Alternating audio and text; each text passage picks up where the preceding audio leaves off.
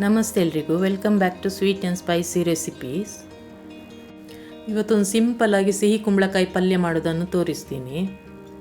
ಇದು ಜೋಳದ ರೊಟ್ಟಿ, ಚಪಾತಿ, ಅಕ್ಕಿ ರೊಟ್ಟಿ ಎಲ್ಲದಕ್ಕೂ ತುಂಬ ಒಳ್ಳೆ ಕಾಂಬಿನೇಷನ್. ತುಂಬ ಸಿಂಪಲ್ ಆಗಿದೆ ಮಾಡೋದು. ಬನ್ನಿ ರೆಸಿಪಿ ಶುರು ಮಾಡೋಣ. ಮೊದಲಿಗೆ ಒಂದು ಕಡಾಯಿಗೆ 3 ಸ್ಪೂನಷ್ಟು ಎಣ್ಣೆ, ಒಂದು ಅರ್ಧ ಸ್ಪೂನಷ್ಟು ಸಾಸಿವೆ, ಅರ್ಧ ಸ್ಪೂನಷ್ಟು ಕಡಲೆಬೇಳೆ ಇದು ಹಾಕಿ ಸ್ವಲ್ಪ ಕಲರ್ ಚೇಂಜ್ ಆಗಲಿ. ಅದ ನಂತರ ಒಂದು 5ರಿಂದ 6 ಹಸಿಮೆಣಸಿನ್ಕಾಯಿ ಹಾಕಿದ್ದೀನಿ. ನಂತರ ಸ್ವಲ್ಪ ಕರಿಬೇವಿನ ಸೊಪ್ಪು, ಸ್ವಲ್ಪ ಹೊತ್ತು ಫ್ರೈ ಆಗಲಿ.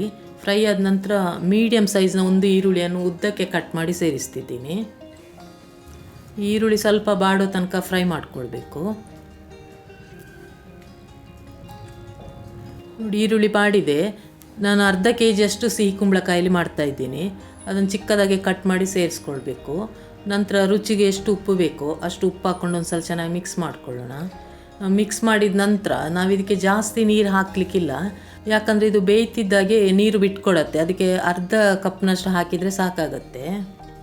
ಈಗ ಮೀಡಿಯಮ್ ಫ್ಲೇಮಲ್ಲೇ ಇಟ್ಕೊಂಡು ಬೇಯಿಸ್ಕೊಳ್ಬೇಕು, ಬೇಗನೆ ಬೇಯತ್ತೆ ಇದು.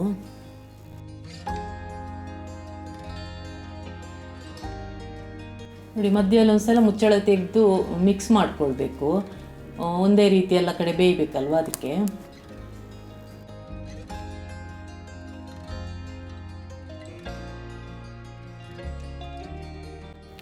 ನೋಡಿ, ಇವಾಗ ಇದು ಆಗಿದೆ.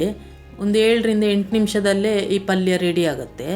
ನಿಮಗೆ ಖಾರ ಇನ್ನೂ ಜಾಸ್ತಿ ಬೇಕಂದರೆ ಸ್ವಲ್ಪ ಚಿಲ್ಲಿ ಪೌಡ್ರ್ ಸೇರಿಸ್ಕೊಳ್ಬೋದು. ನೋಡಿ, ನಾನು ಕಟ್ ಮಾಡಿ ತೋರಿಸ್ತೀನಿ ಎಷ್ಟು ಸಾಫ್ಟಾಗಿ ಬೆಂದಿದೆ ಅಂತೇಳಿ. ನೋಡಿ, ಇದಿಷ್ಟು ಚೆನ್ನಾಗಿ ಬೆಂದ ನಂತರ ಇದಕ್ಕೆ ಕೊನೆಯಲ್ಲಿ ಸ್ವಲ್ಪ ತೆಂಗಿನಕಾಯಿ ತುರಿ ಮತ್ತು ಕೊತ್ತಂಬರಿ ಸೊಪ್ಪು ಸೇರಿಸಿ ಚೆನ್ನಾಗಿ ಒಂದು ಸಲ ಮಿಕ್ಸ್ ಮಾಡಿಕೊಳ್ಬೇಕು.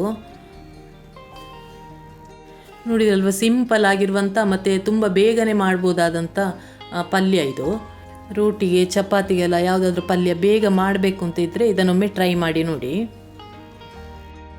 ನಿಮಗೆ ಈ ರೆಸಿಪಿ ಇಷ್ಟ ಆಗಿದ್ದಲ್ಲಿ ಒಂದು ಲೈಕ್ ಕೊಡೋದನ್ನು ಮರಿಬೇಡಿ. ಹೊಸ ರೆಸಿಪಿ ಜೊತೆ ಇನ್ನೊಂದು ವಿಡಿಯೋದಲ್ಲಿ ಸಿಗ್ತೀನಿ. Thanks for watching.